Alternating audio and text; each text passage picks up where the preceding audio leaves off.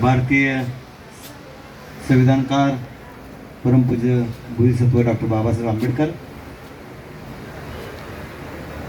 सम्राटांचे सम्राट सम्राट अशोक यांना वंदन करतो. त्याचबरोबर समतेचे महामानव छत्रपती शिवराय, महात्मा ज्योतिबा फुले, राजर्षी शाहू महाराज,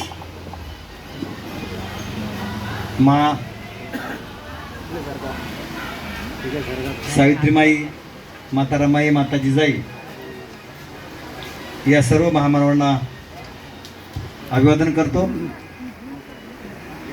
पूज्य बनते धम्मपालजी आणि त्यांचा संघ यांना वंदन करतो.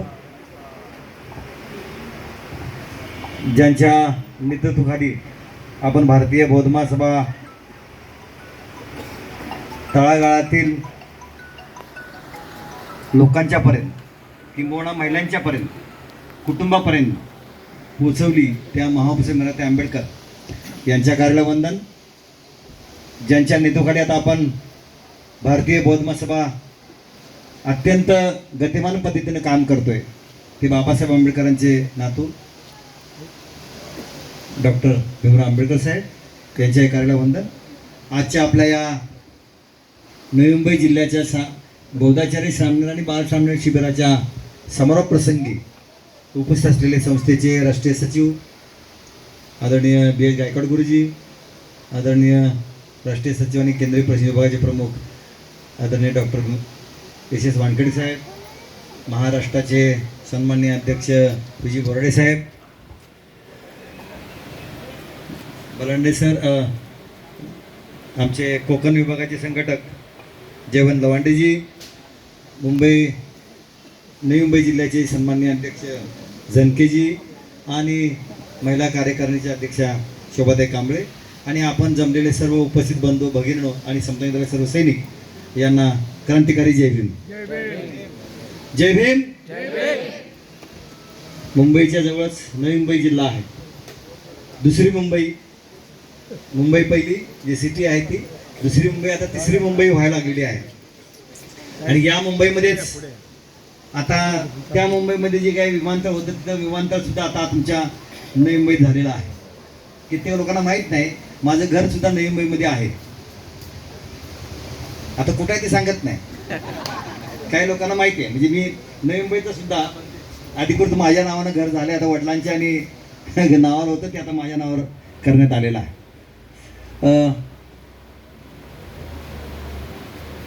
बाबासाहेब आंबेडकर यांनी 14 ऑक्टोबर 1956 साली धम्म दिला आणि त्यांनी सांगितलं की दरेक एकाला दीक्षा देण्याचं धम्म देण्याचं काम आपण प्रत्येकाने करायला पाहिजे.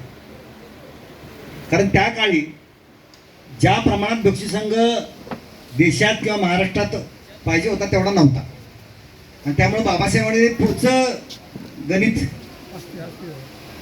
बघितलं होतं, केलं होतं आणि त्यांनी दरेकाला अधिकार दिला म्हणजे धम्मदीक्षा देण्याचा. आणि हा अधिकार कधीच्या पासून दिला? दीक्षा कोणी दिली तर बाबासाहेब आंबेडकरांनी स्थापन केलेली बुद्धिस्ट विद्यापीठाच्या वतीने केली. कित्येक लोकांना माहीत नाही की जे 5 लाख लोकांचा जो धम्मदीक्षेचा कार्यक्रम झाला कुणी केलाय? ती बुद्धिस्ट विद्यापीठाने केला. आमच्या भारतीय बौद्ध महासभेच्या कित्येक कार्यकर्त्या पदाधिकाऱ्यांना माहीत नाही. तर वामनराव गोडबोलेंचं पुस्तक वाचा, त्याच्यामध्ये ती बुद्धिस्ट सोसायटी ऑफ इंडिया असं स्पष्टपणे त्याच्या लेटर हेडमध्ये लिहिलेलं आहे. वेळ कमी आहे त्यामुळे त्यातलं इतर काही गोष्टी मी सांगत नाही.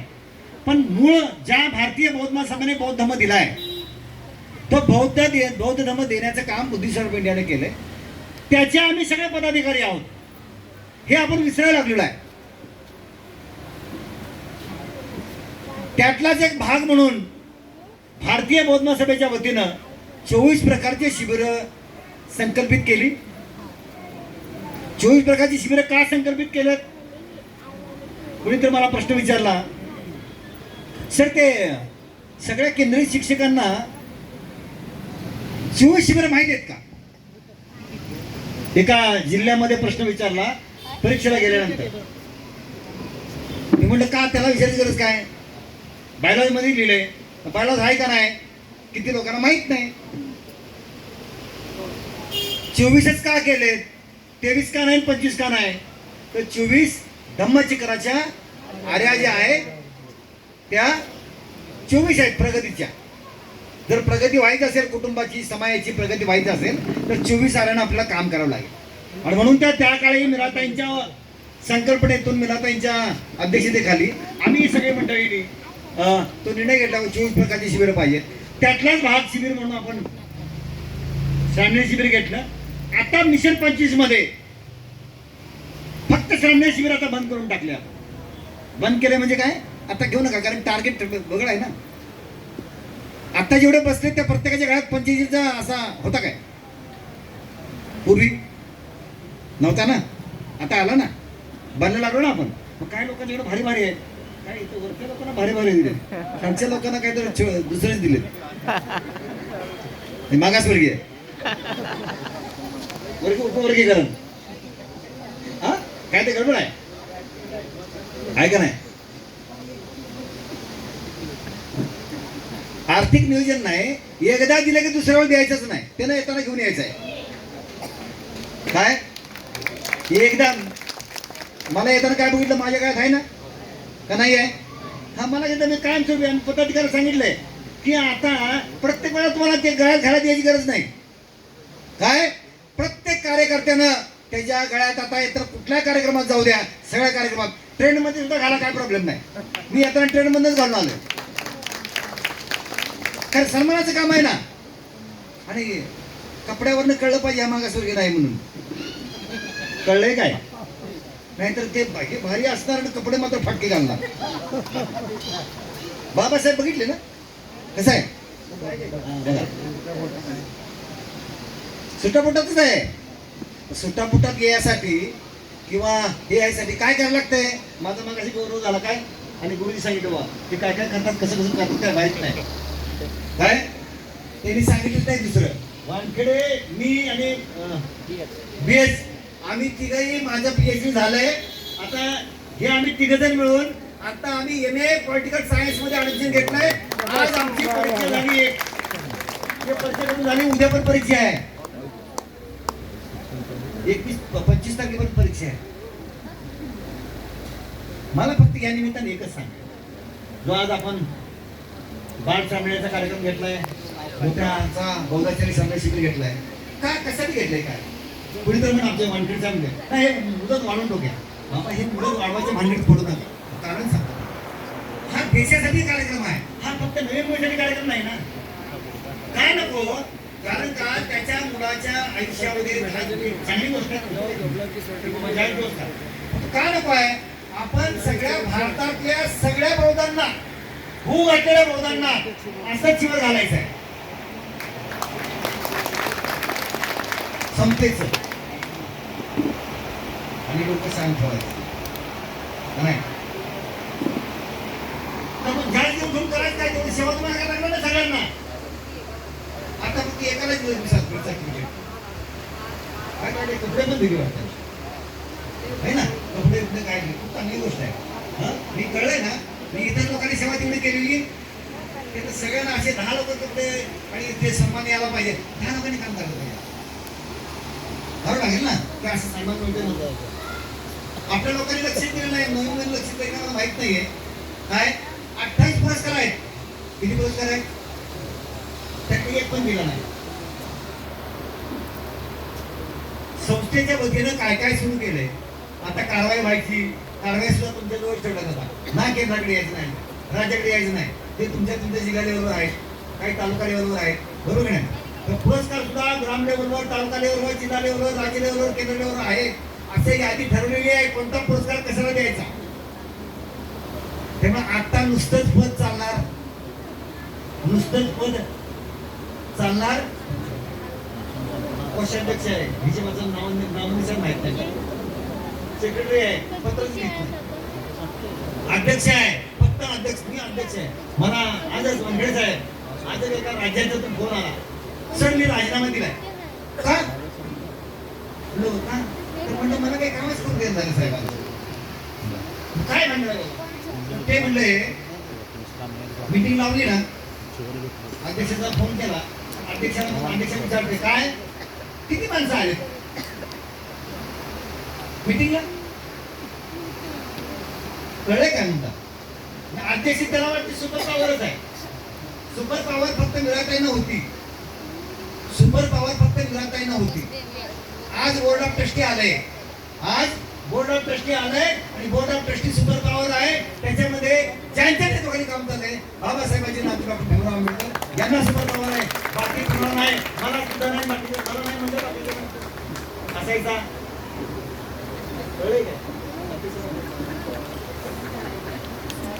आज एकाने विचारलं मला, सर मग तुम्ही प्रस्ताव देऊ का, सेक्रेटरी काम करत नाही, उपाध्यक्ष काम करत नाही. त्यांना सांगितलं 7 पदाच्या व्यतिरिक्त तुम्हाला काही करता येत नाही. 7 पदे खाली असतील ते करा. सगळं सिस्टम करून ठेवली आपण. कशासाठी केली तर आज जी ती परिस्थिती निर्माण झाली. कारण का महिला पुरुष नवीन नवीन कार्यक्रम केला, या सगळ्या गोष्टी केल्या. हे कशासाठी केल्या तर समाजाच्या प्रगतीसाठी केलं किंवा नाही.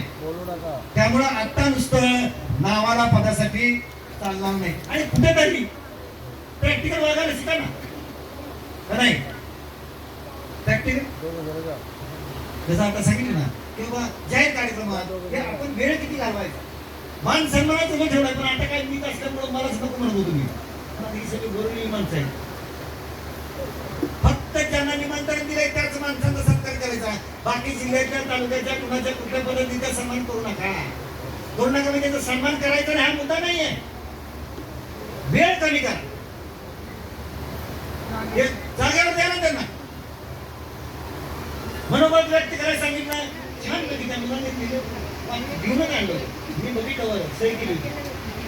कुणी वाचलं तर लहान मुलांनी वाचला, त्याच्यावर एक सही होती. सहीवर त्याच्या आईची असं मला वाटते. खरं सही बघून मला कळतं. म्हणजे मी जर मला अक्षर आहेत ना आणि सही, तुमची सही जर मला मिळाली तर तुम्ही कशी आता काय आधी ते सहीवरून सांगू शकता. मला माहिती नवीन नवीन टेक्निक आहे. जादूटोणा वगैरे काही नाही, कळलं का. अक्षरावर सुद्धा तुमचा स्वभाव कळू शकतो. बोलण्यावर जसं वागण्यावरनं कळतं, कपड्यावरनं कळतं. कपडे बघत असताना त्या माणसाने बघताना कसं बघतो आपण, कुठे बघतो, कुठे बघतो. सोनवणे साहेब म्हणले अरे इकडे बघायचंच नाही, खालून बघायचं आहे. काय मग पायात काय बघायचं, हा काय पायात बघायचं, जोडवे आहेत का नाही. मग गावचे काही मुंबईतले बघायला काय बघायचं. बूट किती भारी आहे, चप्पल किती भारी आहे, अजिबात नाही. बूट आणि चप्पल किती भारी आहे बघायचं नाहीये. त्यानं घातलेलं जे काय पायातलं वाहन आहे, जे काय पण असू द्या, ते किती नीट नेटकं आहे. किती म्हणजे काय, पायातलं वाहन, पायातलं वाहन. आता मी त्याचं काय सांगत नाही विश्लेषण, पण त्या वाहनाला आपण निगेट करतो. ते बाहेर असतं बरोबर नाही, घराच्या बाहेर ठेवतात. त्याला काही तेवढं महत्व दिलं जात नाही. जर व्यक्ती पायातल्या वाहनाला जर तेवढं महत्व देत असेल, साफसफाई स्वच्छ भारी नाही, स्वच्छ ठेवलं मग बघितलं ना त्या माणसाचं काय काम आहे तसं लगेच कळते. आता पण ते बोलू शकतो. स्वतःची चप्पल येताना पुसलंय का, पुसणं बघताय ना, पॉलिश पाहिजे असं मुद्दा नाही ना. बघतो, कधी कधी पॅन्ट बघतो, मुद्दा बघतो.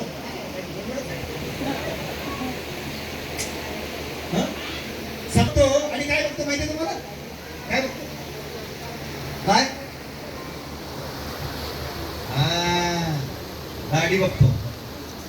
सैनिक काय गाडीच काय बघायचं, कळलं का नाही. आता किती लोकांची गाडी नाही बघून घ्या, मी बघितली माणसांची बघितली, मी बघितली. त्यामुळे मला एक कळलं अरे काय गाडीवर लक्ष नाही, हाय काय लक्ष. म्हणजे ज्यावेळेला आपण नीट नेटकं असलं ना, नीट नेटकं असलं पाहिजे, छान पाहिजे असं मुद्दा नाहीये. कळलं का. त्यामुळं आता भारतीय महासभा नीट नेटकं आणि व्यवस्थित काम करायला सुरू केलेलं आहे. सिस्टमॅटिक काम सुरू केलेलं आहे. आता नुसतंच पदाचा मान सन्मान करा, मला काय पत्र नाही तुमचे. उपाध्यक्षाला आदेश दिला आहे आणि अध्यक्षाला स्वागत आदेश करा.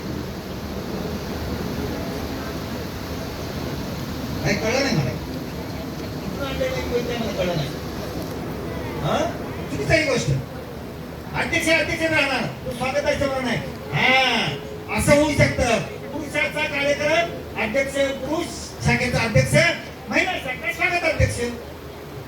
महिलाचा कार्यक्रम असेल महिला शाखा अध्यक्ष, अध्यक्ष पुरुष स्वागत अध्यक्ष, असं पाहिजे ना.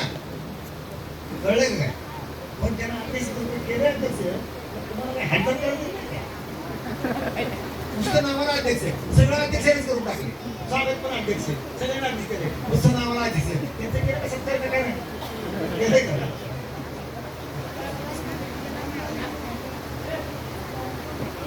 सामूहिक काम आता अपेक्षित आहे. काय काम आहे? सामूहिक काम, टीम वर्क काम अपेक्षित आहे आता. भारतीय बौद्ध महासभेमध्ये वन मॅन शो कार्यक्रम बंद करण्यात आलेला आहे. आपले भारतीय बौद्ध महासभेत वन मॅन शो कार्यक्रम आहे. अध्यक्ष ओके तर अध्यक्षाने सर्व ओके. टीम वर्क काम. कुणावर कारवाई करायची आहे, कुणावर काय करायचं आहे, कार्यकर्त्याची मीटिंग होऊनच करायचं आहे. स्वतंत्र कार्यक्रम नाही. आणि तुमच्या माहिती सांगतो, मला सुद्धा स्वतंत्र अधिकार नाही. कळलंय का? आम्ही केंद्रीय कार्यालयाच्या बैठकीत चर्चा करतो. त्यामुळं पण तुम्ही असं काम करा की तुम्ही म्हणले तेच अंतिम व्हायला पाहिजे. काय व्हायला पाहिजे? करा की तुमच्या शब्दाला मान असला पाहिजे, तुमच्या शब्दाला किंमत आली पाहिजे. हे काम करणं अपेक्षित आहे. आज भारतीय बौद्ध महासभा एका नव्या आयामानं काम सुरू केलेलं आहे. भारतीय बौद्ध महासभा असेल, समता शिंदे असेल, आज बाबासाहेब आंबेडकरांनी जी समतेची क्रांती सुरू केली होती, केली तर 16ला, परंतु खऱ्या अर्थानं पब्लिक युद्ध केली तर ते 14 तारखेला सत्याग्रह केली. म्हणजे पुढच्या गव्हर्नमेंट केली 1927 ला. तसं बघितलं बघा 20 ला पण केली. तो प्रश्न मूळ जे पब्लिकली जी झाली ती 27 प्रमाणे सुरू झाली आणि ती झाल्यानंतर आज त्याला 2027 मध्ये 100 वर्ष होत आहे. 14 तारखेचा सत्याग्रह,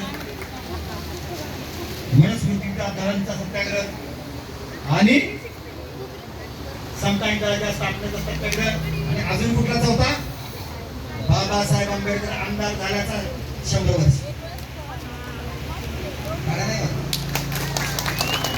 माहितच नाही कसं काय आहे का नाही? बाबासाहेब आंबेडकर 100 वर्ष झाली आमदार. ही सगळी गोष्ट आपल्यासाठी खूप मोठी उपलब्धी आहे. त्याचं काही करणार का नाही? तिथे काही लिहिलं नाही लागेल ना. आता कार्यक्रमामध्ये 2 गोष्टी बदल केल्या. कुठलाही कार्यक्रम होते, कुठलाही शिबिर राहू द्या, हॉटेलसाठी एक शिक्का बनवून घ्या तुमच्या गोष्टी. तुमच्या काय त्याच्यावर शिक्षण मार्ग असते सगळं देश हो नाही, त्याच्यावर शिक्षण मारून घ्या. काय तर हे जे शताब्दी वर्ष जे म्हणलंय ते, आणि या शताब्दी वर्षाअंतर्गत आज जे चाललेली गोष्ट आहे, दुसरा महत्वाचा मुद्दा की आज जे चाललंय गोवर्गणीचा विषय सुरू आहे.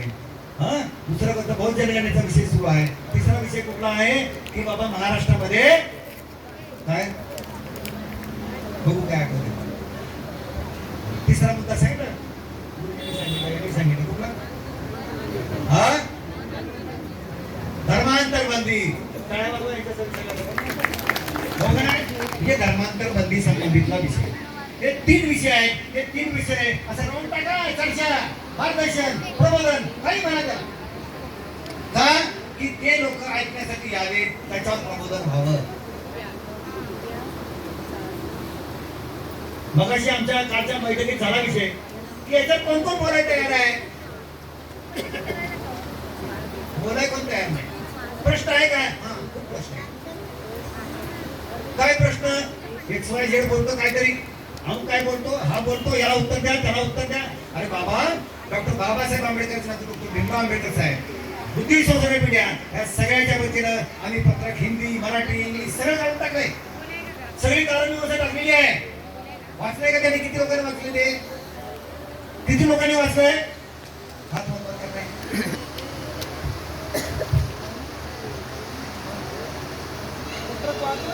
किती लोकांनी वाचलंय पत्रक ते? 1 2 3 4 8.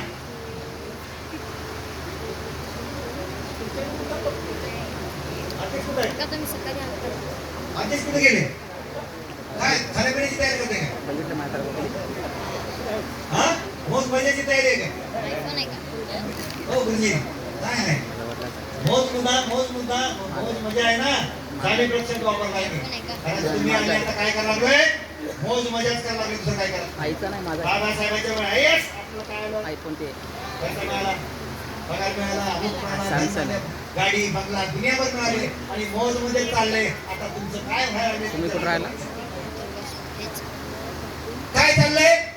आपल्याच आरक्षणामध्ये परत वर्गीकरण. काय वर्गीकरण प्रकार आहे? तर हा वर्गीकरण प्रकार म्हणजे काय? मार मान चामार ढोर अशी जी 59 जाती आहेत आपल्या कशामध्ये? अनुसूचित जातीमध्ये. त्या अनुसूचित जातीपैकी आपण 37 नंबरला आहे मार म्हणून. त्यात बौद्धाची गणना नाही. 59 मध्ये बौद्ध नाही. त्यातल्याच मातन समाज तुम्हाला माहिती का? बाबासाहेब आंबेडकरांनी धर्मांतर केलं त्यावेळेला ज्या ज्या सभा घेतल्या, ज्या ज्या बैठका घेतल्या, ज्या ज्या परिषदा घेतल्या, त्या कशा कशा परिषदा घेतल्या? कशा कशा घेतल्या परिषदा? हा घेतल्या का नाही? बरोबर आहे. महार समाजाची परिषद घेतली, मातंग समाजाची परिषद घेतली, सांबाराची परिषद घेतली, अजून कोणाची घेतली? कैकाड्यांची घेतली. बरं अजून भोर समाजाची घेतली. अजून हा अहो जे जे त्या काळात काय करत होते नाही ते काय काय गोसावी तुमचे जे काही वेगवेगळ्या प्रकारचे कर्म होते ना, दाढी वाढवले, समजा अमुक वाढवले, त्यांची सुद्धा परिषद घेतली का नाही? आणि ह्या सगळ्या परिषदांना फक्त बाबासाहेब नव्हते तर कोण होतं? बाबासाहेबांच्या बरोबर अजून कोण होतं? ब्राह्मण समाजाचे काही प्रतिनिधी होते. साळी, कोळी, माळी, मराठा, मुस्लिम, जैन या सगळ्या समाजाचे प्रतिनिधी होते. नाव काढून बघा ना बाबासाहेबांची सहकारी. या सगळ्या समाजाची सगळी मंडळी होती. परंतु धर्मांतराचा जो काय मुख्य मुद्दा जो झाला आणि 14 ऑक्टोबर शपथ झाली, धर्मांतर झालं. त्या धर्मांतरामध्ये सगळ्यात जास्त लोकसंख्या कोणाची होती? महार समाजाची. परंतु त्याच्यात प्राथमिक स्वरूपात मातंग चर्मकार ही सुद्धा मंडळी होती. आणि त्याच्यानंतर भारत देशामध्ये भैयासाहेब आंबेडकर असतील, विनायक आंबेडकर असतील, आता भीमराव आंबेडकर साहेब असतील, यांच्या खाली कितीतरी मातंग समाज, कितीतरी भोर समाज, चर्मकार समाज यांनी बौद्धांच्या या बौद्ध धर्मामध्ये काय केलंय? धर्मांतर केले. कशासाठी धर्मांतर केलं हो? की ज्या हिंदू धर्मामध्ये कुत्र्या मांजराला जी किंमत आहे ती माणसाला नव्हती. जे 4 वर्ण आहेत ते 4 वर्णामध्ये अस्पृश्य नाही. अशी प्रक्रिया असताना महिलांना काय काय अधिकार होता? चूल आणि मूल बस एवढंच. त्यांना काय अधिकार होतं? काय पुरुषाचे कोण होते? त्या दासी होत्या. काय होतं? गुलाम. बस दासी गुलाम. काय खऱ्या अर्थाने तुमच्या लक्षात नाही. दासी गुलाम तर कॉमन शब्द झाला. पण मी जे आज पीएचडी केली आणि त्यात मला जो काही शोध लागला आणि मी जो अभ्यास केला बाबासाहेबांच्या संबंधात सगळं केला, त्यात मला लक्षात आलंय की नाही नुसतं गुलाम आणि दासी नव्हे, चूल आणि मूल नव्हे, तर ती पुरुषाची प्रॉपर्टी होती. काय होती? प्रॉपर्टीची काय करतात तुम्हाला माहिती आहे? बाबासाहेबांच्या आपल्या सगळ्या प्रॉपर्टीमुळे आपल्याला लई प्रॉपर्टी झाली. काय मग ती प्रॉपर्टी आपण काय करतो? काय करतो प्रॉपर्टी? काय करतो? काय करतो?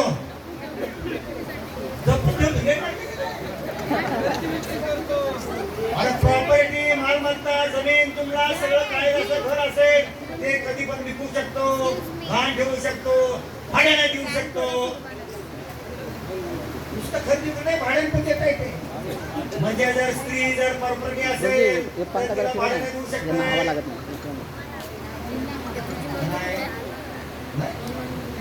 महाभारतात काय झाले? जुगारावर लावलंय ना? लावलंय का नाही? विसरले का काय? आले ना. महिलांच्या बाबतीत अमानुष कायदा, अमानुष कायदा अशा प्रकारचा कायदा होता. त्यामुळं त्या सगळ्या प्रकरणावर बघितलं बाबासाहेब आंबेडकरांनी सगळी अभ्यासलं आणि मग शूद्रपूर्वी कोण होते, अस्पृश्य कोण होते, महार कसे झाले किंवा हे सगळ्या पुस्तक लिहिले. आणि हे सगळं लिहिल्यावर बाबासाहेबांना कळलं नाही हे जे अवर्णातच नाहीत, हे सामाजिक मागासलेले लोक आहेत, ज्यांना कुठलाच अधिकार नाही, त्यांना भारताच्या स्वातंत्र्याच्या वेळेला बाबा नुसतं ए कडून बी कडे जाणार नाही, तर सगळ्या समाजाला प्रतिनिधित्व दिलं पाहिजे, सगळ्या समाजाला या सत्तेमध्ये सहभाग असला पाहिजे. म्हणून बाबासाहेबांनी राऊंड टेबल कॉन्फरन्स जेवढी निवेदनं सगळी काही दिली आणि मग शेवटी बाबासाहेबांच्या संविधानाच्या माध्यमातून बाबासाहेबांनी तुम्हाला आम्हाला समतेमध्ये स्वातंत्र्यामध्ये सगळ्या गोष्टी दिल्या आणि त्याच्यामुळं तुम्ही आता आम्ही गुरगुरायला गेलो आहे. आणि ज्या धर्मातून बाहेर पडलो त्या धर्मातल्या माणसांना सुद्धा आपण आता विचारत नाही. त्यामुळं त्यांनी म्हणले अरे हे आता बौद्ध झाल्यामुळं लईच काय काय करायला लागले, मांडीला बसायला लागले, मांडीला बसायला लागले, बरोबर जेवायला खायला यायला लागले. आणि एवढंच नाही, आता आम्हाला मांडी लावून बसत नाही तर आता आमच्यावर पण कुरबुऱ्या करायला लागले, आमच्यावर पण आम्हाला काय करायला लागले, अधिकार गाजवायला लागले. अशी परिस्थिती आहे. त्यामुळं या सामाजिक परिस्थिती आहे, ही बदललेली सामाजिक परिस्थिती आहे बौद्ध धर्मामुळे, भारतीय संविधानामुळे. त्यामुळे प्रयोग केला नाही. हे जी मंडळी यांचं प्रगती का झाली, यांचा विकास का झाला, तर केवळ आरक्षणामुळे नाही. आरक्षण हे म्हणजे एक सत्तेचा सहभाग आहे, प्रतिनिधित्व आहे. पण त्याच्याशिवाय हे सगळं शिक्षणामुळे झाले, शिक्षणाची संधी उपलब्ध झाली. हे कशामुळे झाले, तर स्वाभिमानाची जी संधी आहे. नाही बाबा जुनं कामं नाही करणार, म्हणजे स्वाभिमान पाहिजे, स्वाभिमान जागला बाबासाहेब आंबेडकरांनी. एवढंच नाही तर बाबासाहेब आंबेडकरांनी एवढं सगळं करत असताना ही जी संधी आहे, नोकरीची संधी आहे, मग त्याच्या शिक्षणाची संधी आहे, त्या सगळ्या संधी उपलब्ध केल्या, राजकीय संधी उपलब्ध केले, राजकीय प्रतिनिधित्व उपलब्ध केलं. हे सगळं करत असताना बाबासाहेब आंबेडकरांनी एवढी सगळी मेहनत करून तुम्हाला केले. मात्र 4-4, 5-5 आहे. आता बंधूंनो, आता जे सत्तेत आलेली मंडळी आहेत, 1984 साली त्याचे 2 खासदार होते. केंद्र, राज्य, जिल्हा परिषद, नगरपालिका या नावाखाली लगेच मी ऐकले नवी मुंबईमध्ये काय की जे महिलांसाठी कुठली योजना राबवली होती, लाडकी बहीण. बघा 1500 रुपये लाडकी बहीण. त्यामुळे बऱ्याच लोकांनी पेन्सिलचा ध्वज गाठलाय, बाबासाहेबांचं नाव घेतंय, सगळं काय करतंय, तर मतदान मात्र संविधानाच्या विरोधाला देतंय. मतदान मात्र कुणाला करतंय की बाबा बाबासाहेबांच्या विचाराला विरोध करते, भगवान बुद्धाच्या विचार करते, समतीच्या विरोध करते. आणि मग काय म्हणते, नाही माझं बुद्ध आम्ही दिले नाही, ते आमचं काय ग्राउंड करून दिलं, आमचं अमुक करून दिलं, आम्हाला हॉल करून दिला, आम्हाला टेबल खुर्च्या अमुक काय काय दिलं. अशा नावाखाली काही मंडळींनी आमच्यातल्या एका मंडळी नाव घेत नाही. आता सगळ्यांना चांगलं माहिती आहे, उमेदवारी सुद्धा घेतली काय नाही. कळलं पाहिजे कुणाबरोबर जायचं, कुणाबरोबर राहायचं. बाबासाहेब आंबेडकरांच्या विचाराच्या विरोधात, बुद्धाच्या विचाराच्या विरोधात, समतेच्या विचारात, शिवाजी महाराज, महात्मा फुले, सावित्रीबाई, शाहू महाराज यांच्या विचारात मग तो माझा बाप असू दे, भाऊ असू दे, कुणी असते, तो आमचा कधी सहकारी बनू शकत नाही. पती असते काय असते, याची तुम्हाला काम करावं लागेल. नाहीतर मग बायकोमुळं, नवऱ्यामुळं, अमुकमुळं हे चालणार नाही. आजी आज स्वाभिमानाचं चिन्ह तुम्हाला जे दिलंय ते केवळ म्हणतात ना, जो खातो तो घास आणि काय घेतो तो श्वास. आणि त्या भाकरीवर कुणाची मग ती सही आहे म्हणल्यावर काय करायला पाहिजे, सहीला ऐकून चालेल काय, तर ते करून चालणार नाही. बाबासाहेब आंबेडकरांचे वारसदार फक्त राजघरातच आहेत असं नाही, तर तुमच्या आमच्या सगळ्यामध्ये वारसदार आहे. ते विचाराचे, बाबासाहेबच्या रक्ताचे वारसदार, खरे विचाराचे वारसदार आहे. आणि पुण्या यायला पाहिजे बाहेर. बाबासाहेबांचे सगळे मुलं, जे सासू, मुलं, मुली काय झालं, पुन्हा कोण सुनबाई, नातवं सगळे आले, कोण राहिले, मला प्रश्न पडला. तरी मी अजून ऐकून झाले भारतीय बोल नसतं, तरी मी अजून झाले आपल्या आंबेडकर चळवळले, तरी मी म्हणतोय नाही, उपवर्गणीला नाही नाही ते काय झालं की मोठे मोठे अधिकाऱ्याला सगळे मिळाले ना खालच्याला मी सुप्रीम कोर्टामध्ये पदोन्नतीत आरक्षणासाठी मी पिटिशनर आहे तिथं, मी दावेदार आहे तिथं, अर्जदार आहे तिथं. त्याच्यात मला जे आपले सुप्रीम कोर्टाचे मुख्य न्यायाधीश दीपक मिश्रा सर यांच्या वेळेला जेव्हा मी सगळं ऐकलं, त्यांनी म्हणले मोठा मोठा अधिकारी झालाय, त्याला आरक्षणाची काय गरज आहे, त्याच्या पोराच्या आरक्षणाची काय गरज आहे, मोठा अधिकारी झाला ना नाही नाही मुंबईत ज्याला नाही ते सगळे मुंबईचे अधिकारी जास्त आहेत. मला कोणतं सांगितलं लय मोठे मोठे अधिकारी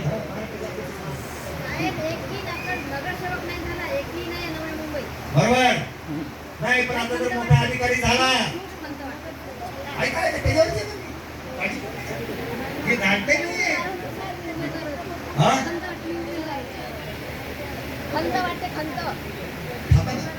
मुलाकडे येतो ना बरोबर मला बोलायला ही जी प्रक्रिया आहे अधिकारी मंडळी मोठे मोठे मंडळी यांना म्हणलं आरक्षण नको, 2 BHK 3 BHK मध्ये राहतात यांना आरक्षणाची गरज नाही. त्यावेळेला प्रश्न आला त्यावेळेला त्या 5 जजमेंटला एक जज जे वकिलांना उत्तर द्यायच्या ऐवजी 5 जजमेंटला एका जजने काय उत्तर दिलं, सर माझा लग्न करायचं असेल, माझं लग्न माझ्या गोत्रात झालंय, दुसरं गोत्रात नाही तर माझ्या जातीत आणि गोत्रात झालंय माझं लग्न, मी जज असलो तरी सुद्धा. त्यामुळं ते काय यांना क्रिमिनल लावून उपयोग नाही, KBCD करून काय उपयोग नाही असा सांगण्याचा प्रयत्न त्यांनी केला. परंतु शेवटी वरच्यावर अधिकार त्यांनी अधिकाराने केलं, परंतु तेव्हा काय जास्त प्रेशर केलं नाही. परंतु तुमच्या लक्षात आला की तुम्ही नवी मुंबईत राहणारे म्हणजे दोनशे नवी मुंबईचे कमी आहेत. मग कुठे कोण कुठले मराठवाडा, विदर्भ, नागपूर, पश्चिम महाराष्ट्र या ठिकाणची लोक आहेत. कोकण आहे ती लोक आलेले आहेत, वेगळ्या ठिकाणून आलेले आहेत. तुम्हाला सगळ्यांना चांगलं माहिती आहे लग्न कसं जुळतंय, लग्न जातीत जुळतंय, गोत्रात जुळतंय, पोट जातीत जुळतंय हे तुम्हाला चांगलं माहिती आहे बरोबर. त्यामुळं खालचाच एक लग्न पोट जातीमुळं उधळून लावलं. बौद्ध समाजामध्ये बौद्ध धर्मामध्ये जाती नाहीत, मग तुम्ही कसं पाहताय नाही. त्यामुळं किती जरी मोठा अधिकारी असला आरक्षण हे आम्हाला सत्तेमधला सहभाग आहे, आरक्षण हे सत्तेमधला सहभाग आहे. कुणाची मर्जी म्हणून कुणाची मर्जी म्हणून कुणाचा उपकार म्हणून दिलं गेलेलं नाही. त्यामुळं ठोके सांगणार छाती ठोकून सांगायचं काय आरक्षण तुझ्या बापाला दिलेलं नाही, आरक्षण कुणाची मर्जी नाही. सत्ता येणार होती त्या सत्ता मधला आमचा सहभाग आहे सगळ्या देशाच्या सत्ता. त्यामुळे इंग्रजांनी दिलं ना, महात्मा गांधीने काढवायला लावला वेळ तेवढा नाही त्यामुळे त्याच्या विषयी बोलत. परंतु ही जी परिस्थिती आहे ही परिस्थिती आज बघितली. आज आपण आरक्षण घेतलं, देव धर्माला मानत नाही म्हणून आम्ही प्रगतीवर आलो. आणि जे देव धर्म मानतायत, रूढी परंपरा मानतायत, त्यांची प्रगती पण गोष्ट आहे.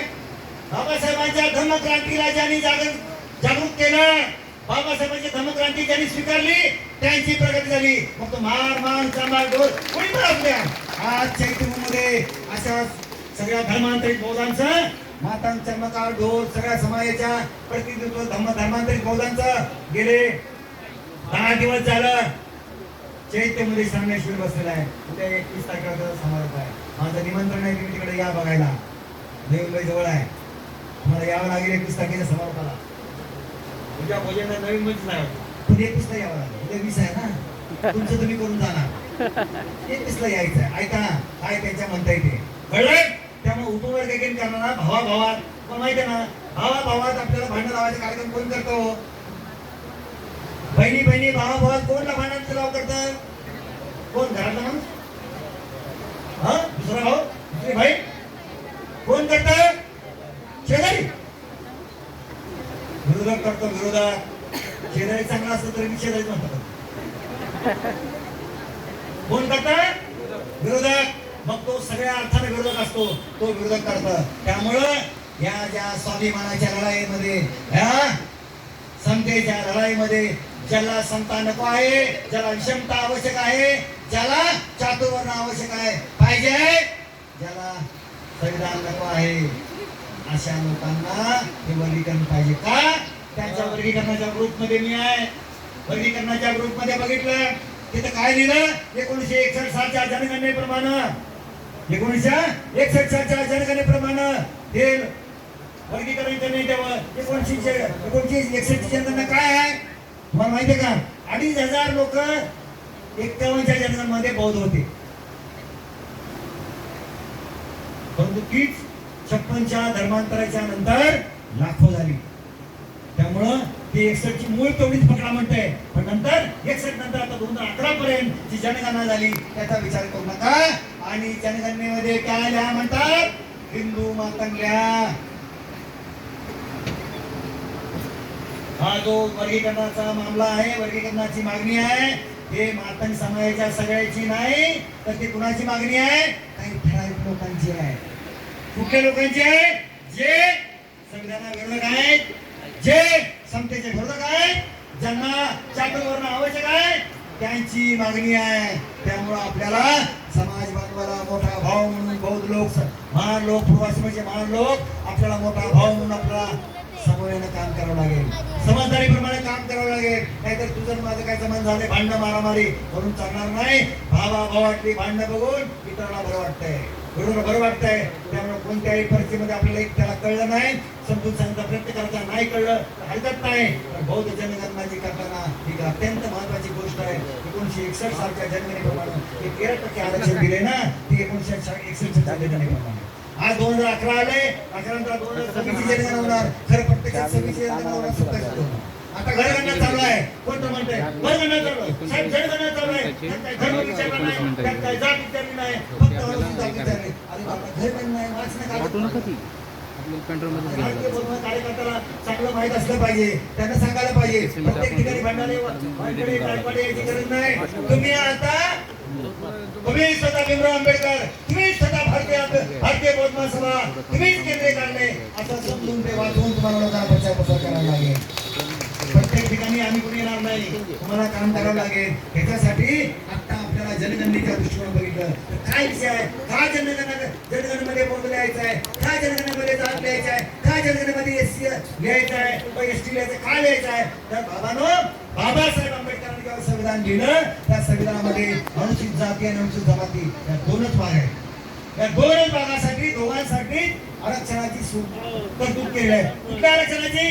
शिक्षणाचे आरक्षण असेल, तुमच्या नोकरीचं आरक्षण असेल, किंबहुना राजकीय आरक्षण, आमदार, खासदार, लोकसभेचे, विधानसभेचे, विधान परिषदेचे, नगरपालिकेचे, महानगरपालिकेचे, ग्रामपंचायतचे जे प्रतिनिधी मिळत आहे हे लोकसंख्येला मिळत आहे. लोकसंख्येमध्ये अनुसूचित जातीची किती लोकसंख्या आहे? काय म्हणते आमचा एक पण नाही. काय नाही, बाबासाहेब आंबेडकरांनी हा जो अधिकार दिला आहे तो अधिकार देताना आज बघताय लोकसभेचे खासदार जे आहेत ते 1971 सालच्या जनगणनेप्रमाणे आहे. महाराष्ट्रामध्ये जे नगरपालिकेचा विषय सुरू आहे किंवा विधानसभेचा आहे तो 2001 च्या जनगणनेप्रमाणे आहे, 11 च्या जनगणनेप्रमाणे नाही. मग आपलं प्रतिनिधित्व कमी व्हायला लागले हे कुणाला कळणार? आमचे लोक, काही लोक ज्यांना मी असं म्हणणार नाही त्यांना की त्यांना कळत नाही, त्यांना अक्कल नाही किंवा अमुक नाही असं मला म्हणायचं नाही. त्यांना जेवढं कळलंय ते बोलणार, त्यांना जेवढं कळलंय ते बोलणार. पण कळण्यासाठी माझं सगळ्यांना एक जाहीर आव्हान आहे. ज्यांना याबद्दल विरोधी मत वाटते, हे मत काय वाटते, भारतीय बौद्ध महासभेचं जो काही संकल्प आहे, भारतीय बौद्ध जो काही निर्देश आहेत ते चुकीचे वाटत आहेत. त्यांनी मला असं वाटतंय की भारतीय संविधानातलं कलम 341 वाचा, कलम 342 वाचा, कलम 82 वाचा, कलम 335 वाचा, कलम 81 कलम वाचा, 80 कलम वाचा, 382 कलम वाचा, 81 कलम वाचा. ही तुम्हाला कलम जर वाचली तर तुमच्या लक्षात येईल कुठल्या गोष्टीसाठी काय महत्वाचं आहे. 82 कलम जो आहे ना अत्यंत महत्वाचा कलम आजच्या दृष्टिकोनातून आहे. कारण का याच्यामध्ये लिहिले 2026च्या निवडणुकीच्या जनगणनेच्या नंतर लोकसंख्येच्या आधारावर तुम्हाला खासदारांची संख्या, आमदारांची संख्या बदलली जाणार आहे. मग तुम्हाला काय करावं लागेल? बौद्धांना स्वतंत्र आरक्षण आहे काय? आहे किंवा नाही? मग त्यांना बोला ना, आहे का स्वतंत्र आरक्षण? राजकीय आरक्षण, निवडणुकीचं आरक्षण, कुठलं आरक्षण आहे? स्वतंत्र बौद्धांचं आरक्षण काय नाही. महाराष्ट्रामध्ये आरक्षण सुरू झालंय ते 1965 सालापासून सुरू झालंय. शैक्षणिक आरक्षण, सगळं आरक्षण. पण केंद्राचं आरक्षण कधीपासून सुरू झालंय? कधीपासून सुरू झालंय? 1990 सालापासून बाळासाहेब आंबेडकर, प्रकाश आंबेडकर, बाबासाहेबांचे नातू यांनी राजकीय दृष्ट्या काय केलं, समेट केला आणि व्हीपी सिंग सरकारच्या काळात ही गोष्ट करून घेतली.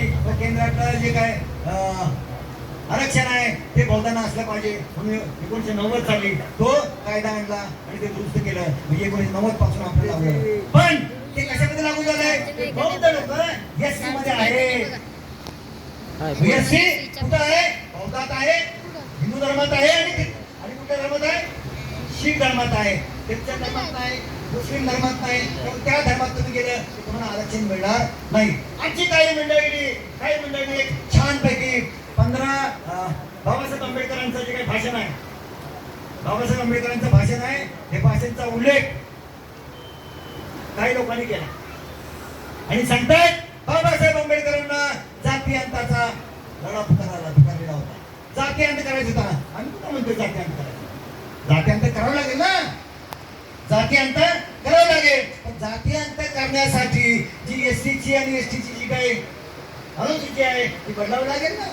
आणि ते जरी तशीच ठेवली तर बहुतांना स्वतंत्र आरक्षण दिलं तरी जातीचा अंत होईल. पण स्वतंत्र आरक्षण नाही, त्यासाठी तुम्हाला आम्हाला झगडावे लागेल. झगड्यासाठी त्याचं काय म्हणलं, आमचं प्रतिनिधी कोणच नाही हो, आमचं प्रतिनिधी कोणच नाही. कुठं आहे आमचं प्रतिनिधी? कोण आमचं बोलतंय? काय नाही. कारण का माझ्या माहितीप्रमाणे राजकीय जेव्हा आम्ही चर्चा केली, राजकीय जेव्हा अभ्यास केला तेव्हा लक्षात आलं एससीच्या लोकांना आरक्षण आहे, एससीचा आमदार, एससीचा खासदार. परंतु ज्याच्याकडे ताकद नाही, ज्याच्याकडे प्रतिनिधी नाही, ज्याच्याकडे पक्ष नाही, त्यांनी काय केलं, एससी मध्ये कोणाला द्या, सरकारला द्या, एससीमध्ये कोणाला द्या, मातंगांना द्या. परंतु बौद्धांना घेऊन द्या असं कोणी म्हणत नाही. कारण बौद्धांना दिलं तर हिंदू धर्माचे विरोधात बोलते, चातुर्वर्णाचे विरोधात बोलतोय, संत सांगताय. कळलंय का? त्यामुळं दुसरी महत्वाची गोष्ट, आपल्याला जर राजकारण करायचं असेल तर हे संविधान समर्थकांना एकत्र घ्यावं लागेल. नुसतं बौद्ध म्हणून चालणार नाही. त्यामुळे ही बघितली सगळी आधी मी बघत होतो मगापासून ह्यात कोण आहे, बौद्ध नसलेला कोण आहे काय? आता अध्यक्ष धनकेच अध्यक्ष कळलं का? आपल्याला इतर जाती धर्माचे जे माणसं जे बौद्ध धर्मांतरित झाले यांना तुम्हाला सामावून घ्यावं लागेल, त्यांना सन्मान द्यावं लागेल. ते मात्र करायचं कारण नाही. भीमराव आंबेडकर एकटेच करायला लागले. खाली मात्र नाही, मला पद पाहिजे, मला पद पाहिजे, पदासाठी भांडण, वाद, तक्रार हे चाललंय. आता नवीन प्रक्रिया सुरू झाली, समता सैनिक दलाच्या. त्यांना प्रमोशन द्या, त्यांना प्रमोशन द्या. काय भानगड आहे? समता दलाला प्रमोशन देण्याचा असं काय प्रावधान आहेच नाही. निवेदन देण्याचं ठराव देण्याचं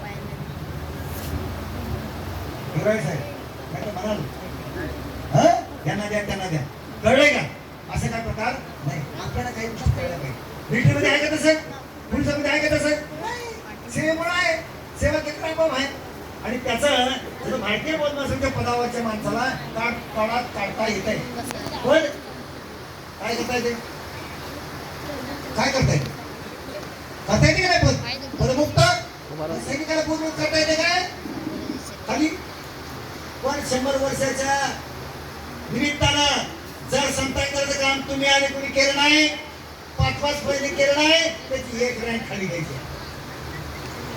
काय नाही वाटणार? किती साठी करायचे आहेत? चोरडे साहेब तुम्हाला पण करायचे.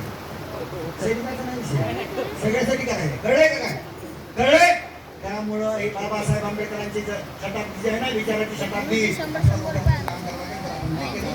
अडचण निर्माण होते. आणि मला वाटतंय मुंबईच्या बाजूला नवी मुंबई आहे, त्यामुळं नवी मुंबईचा जो आलेख आहे तो वाढला पाहिजे.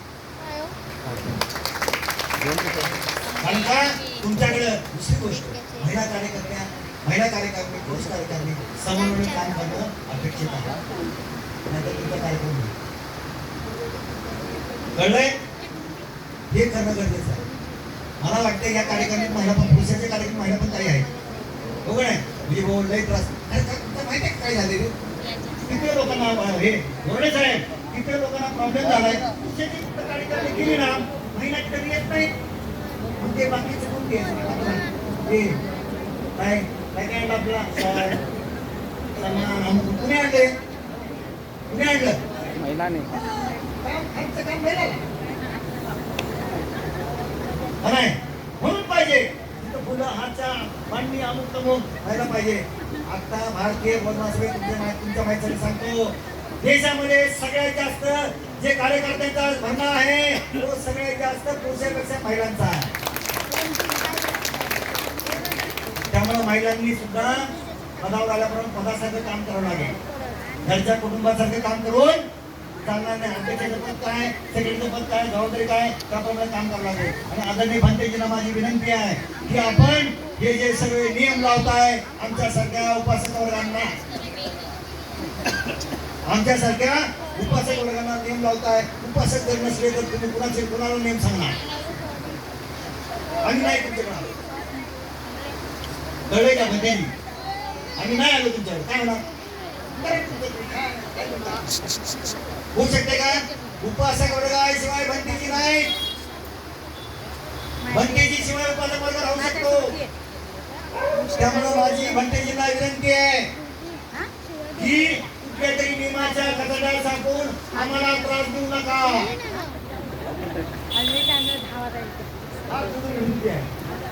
तुमच्या भोजनाची काळजी आम्ही घेणार आहोत, तुम्ही नाही काळजी घेऊन चालत. सगळं गोष्ट नियमाने चालत नाही. आता प्रॅक्टिकल काम करावं लागेल. काय करावं लागेल? थोडं प्रॅक्टिकल व्हावं लागेल. हा सांगताना सांगायचं जय सांगा जगाला लोक करायला बघा सगळं. आम्ही एका भंतेजींना आम्ही विनंती केली, भंतेजी असं करा तर ते ऐकले नाही. त्यामुळे मग वरिष्ठ मुख्य भंतेजी पी संघपालजी भंतेजी आणि मग त्यांनी ठरवलं ठीक आहे असे भंतेजी वागतायत त्यांना विषय शिबिरात पाठवूच नका. सम्राटच्या काळात, बुद्धाच्या काळात शिवर उतरलेत ना. आता भारतीय वनवासवेच्या काळात कार्यकर्त्यांची पदं उतरली जातील आणि पदं खाली घेतली जातील. असं काय काम करावं लागेल तर कळले.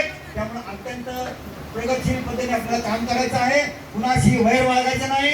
आज म्हणून बुद्धाचा विचाराची धारा जर करुणा मैत्री जर आहे तर त्या प्रमाणात प्रत्येक कार्यकर्त्याला पदाधिकाऱ्याने करुणा मैत्रीने काम करायला शिकायला पाहिजे. आज बाबासाहेब आंबेडकरांच्या या मुवमेंट मध्ये, या चळवळीमध्ये आपल्याला दिल्लीच्या सैनिक म्हणून आपल्याला काम करावं लागेल. सैनिक म्हणजे फक्त संतांचे सैनिक नाही, कार्यकर्ता पदाधिकारी हे सगळे बाबासाहेब आंबेडकरांच्या विचाराची शताब्दी जी आहे ती शताब्दी 2027 मध्ये आहे. त्यामुळे तुमचं अत्यंत सक्षमपणे काम करा. आणि जेवढे आपले विरोधक आहेत, जेवढे आपले समतेचे समर्थक आहेत आणि जेवढे विरोधक असतील, इंटरनल विरोधक असतील ते त्याचं संपवा, त्यांना बरोबर घ्यायचं काम करा. आणि हे काम करत असताना त्याच्यामध्ये मला असं वाटतंय नवी मुंबई जिल्हा प्रथम क्रमांकावर महाराष्ट्रामध्ये असावा. आणि कारण का नवी मुंबई जिल्ह्यामध्ये आम्ही सगळे मंडळी नवी मुंबई जिल्ह्यामध्ये आहोत. महाराष्ट्र अध्यक्ष सुद्धा नवी मुंबई जिल्ह्यामध्ये आहे, बरोबर आहे. त्यामुळं नवी मुंबई जिल्ह्याचा प्रथम क्रमांक यावा असं मला प्रामाणिकपणे वाटतंय. आणि ते करण्यासाठी आपण कामाला लागावं अशी अपेक्षा बाळगतो. भंतेजी बाल चांगले शिबिर आमचे मोठे भंतेजी ज्यांनी आमचे 10 दिवस शिबिरात नवीन प्रक्रिया सुरू केली. आपण जे शिक्षक असतात 10 दिवस कायम घ्यायचं, परंतु त्यांचा सन्मान स्वतंत्रपणे सर्टिफिकेट देऊन केंद्रीय करण्याच्या वतीनं त्यांना प्रमाणपत्र देऊन त्यांचा सन्मान करण्यात येणार आहे. आणि आता येणारा जो काळ आहे तो तुम्हाला किती विषय येतात, तुम्हाला कोणते शिबिर करतात हे सगळं अहवाल घेऊन येणाऱ्या मार्चपर्यंत ज्यांनी काम केलंय त्याचा पुरस्कार बाबासाहेब आंबेडकरांचं जे काही धम्मचक्र पुरस्कार दिला आहे त्या दिवशी आम्ही करणार आहोत. ज्यांनी मार्चपर्यंत काम केलं त्यांना सत्कार होणार आहोत. आणि याच्यानंतरचा काय उकड्या असतील आता तर आता हा जो मे महिना आहे, सुट्टी दिवस आहे, या पुढच्या काळामध्ये आपण प्रगतीला कामाला लागावं अशी अपेक्षा बाळगतो. आणि ज्यांनी शिवर घेतलं आणि या शिबिरात बसले आणि त्यांचे सगळे पालक वर्ग या सगळ्यांना खूप खूप शुभेच्छा. आणि या काळामध्ये जे मिशन 25 आम्ही घेतलेलं आहे मिशन 25च्या मार्फत पुन्हा एकदा वाचा, ज्यात कुठं कमी पडलाय ते पूर्ण करायचं काम करा. आणि बाबासाहेब आंबेडकरांचा धर्मक्रांती प्रतिमान करण्यासाठी मग राजकीय क्रांती असेल, सामाजिक क्रांती असेल, मग आर्थिक क्रांती असेल, या सगळ्या क्रांती गतिमान करण्यासाठी आपण कटिबद्ध राहूया अशा प्रकारची आपल्या सर्वांना विनंतीने आवाहन करतो आणि रजा घेतो. जय भीम, जय बुद्ध, जय भारत, जय सैनिक. धन्यवाद सर. आदरणीय ॲडव्होकेट